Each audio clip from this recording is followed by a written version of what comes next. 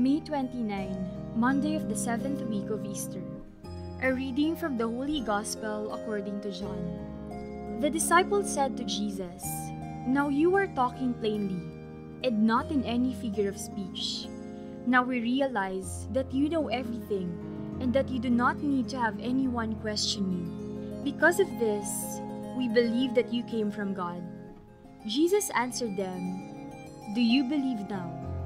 Behold, the hour is coming and has arrived when each of you will be scattered to his own home, and you will leave me alone. But I am not alone, because the Father is with me. I have told you this so that you might have peace in me. In the world you will have trouble, but take courage, I have conquered the world." The Gospel of the Lord. I have conquered the world.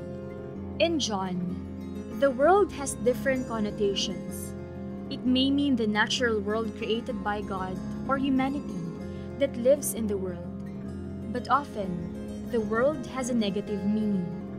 A world that is in enmity with God, a world ruled by the devil, and the world opposed to Jesus and his teaching. This last is the world that Jesus refers to when he tells his disciples, "In the world you will have trouble." Despite his miracle signs showing that Jesus is from God, his detractors, who harden their hearts against him, see him only as a blasphemer, a lawbreaker, one who leads people astray. They even think that in seeking to kill Jesus, they give praise to God.